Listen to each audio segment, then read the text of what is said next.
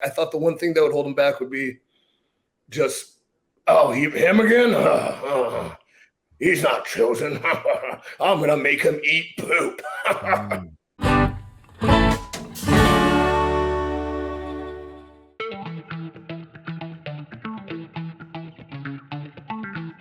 You also work with Drew McIntyre. He was Drew Galloway in TNA. So did you think that Drew would be such a big WWE star? I know that he really was the man, and you had a really good feud with him in TNA. Did you see that mirror basically in the WWE as well? The one thing that I felt was going to hold him back, because it wasn't going to be himself, because nobody worked harder to reinvent themselves and get back in the way they want to get back in and come and do such great business in so many different places. And working with him in Impact, dude, it was great, because very proud of the guy, very close. I know him from FCW, but I thought the one thing that would hold him back in the WWE is just the fact, residual heat from the first time. That's the only thing that could have held him back. It's just that stupid, lingering, dumb nonsense that means nothing. I mean, the guy came in, he was early, he peaked early. Maybe he didn't really know how to interact in the locker room, but I don't even think that's the case. He got a bunch of heat for things that were not even on him. Gets thrown away, makes that run through what he did through Impact as well in the UK and things like that, comes back. I thought the one thing that would hold him back would be just, oh, him again? He's not chosen. I'm going to make him eat poop. I'm telling you, and this is why we were talking about Triple H on the other show. The thing with wrestlers, bro, they never forget. Something could have happened 20 years ago that you may not even remember. Yeah. They don't forget anything. A conversation, a look, you went in a locker room, you didn't shake a hand. They don't forget anything. And it's like they have this ongoing list of, offenses against you. They never forget anything. But he got through that. I think his physical transformation really helped him. He was just a clean shaven, skinny, tall guy, that really didn't look intimidating. When he got a super buff and grew a beard, looked completely different. He looked like a tough guy coming back, so I think that really helped him. It was a complete transformation with him. So I think that really helped. Yeah, first off, the guy probably has more passion for wrestling than just about anybody I've ever met. The dude, 6'4", 6'5", jacked, just the right amount of chest hair, handsome as hell, uniquely different, being from Scotland. Like, he just can't miss.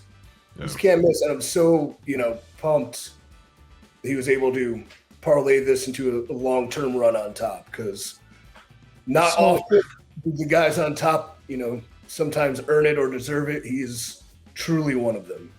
Along those lines, though, EC3, WWE has not done a really good job of the past probably year and a half to 2 years with him. I know that 2020 was just money for Drew. The Royal Rumble win in 2020, eliminating Brock Lesnar, winning the championship, from Brock Lesnar at WrestleMania in front of 0 people, unfortunately, and basically being the person who had to take the helm during the pandemic.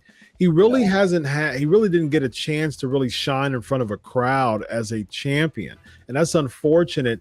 And since I tell everybody this all the time, since that Survivor Series of 2020, it just hasn't been the same, because he was like just a red hot, white hot talent that seemed impenetrable. And then you'd have this stupid Survivor Series brand crap, and he loses via choke against Roman Reigns. It was no story, no build, no aftermath, nothing. And I think Drew, to me, that was the pivotal moment that Drew was still licking his wounds in. And we've seen loss, at WrestleMania, lost at Clash of the Castle. Like, why is the WWE seemingly afraid, or they just don't have enough confidence to really pull the trigger with Drew at the helm again? Too, it might be like the last thing I've seen with Drew was Clash at the Castle. So based on nothing prior to that, I just saw two studs out there killing in front of 60,000 people with a red hot crowd. So it seemed like my last perception of him was that. But then again, we're hometown, things like that. Yeah. I think sometimes you have that run on top, you are automatically ingrained into a creative's world of he's always kind of in the mix, but he doesn't really have to do anything. He doesn't have to change. He doesn't need any context or progression because he's already been there. And we know he's a top guy. When in fact, we always forget about wrestling. So sometimes you're seen on television to a person that is the first time. So you always have to do something to evolve slightly or be different, but you also have to have that body of work you're talking about that was completely missed by a live audience. If it's missed by a live audience, the biggest win of his life, without that momentum, shaking, emotional moment where, you get up, you can replay it a thousand times, the crowd going crazy and the real emotion in the moment, as opposed to, cool, I became champion in front of nobody, man. I mean, I did it, but this is it's kind of a wet fart in a way. So I think, and maybe it's on him too to slightly evolve himself, or he's just happy being comfortable. You know what? I'm into the top 3, no matter what, top 5. I can get back up there. But sometimes you need something drastic to happen to reinvigorate not only your passion, but the passion of the fans behind you. It's funny, Chris, because I was, consulting for USA during COVID, okay? And, empty arenas and all this, that, and the other thing. And that was really the opportunity for them to storytell and take the show outside of the ring and really develop people. And, bro, the beauty of it, Chris, was there were so many hot topics at that moment. There was COVID.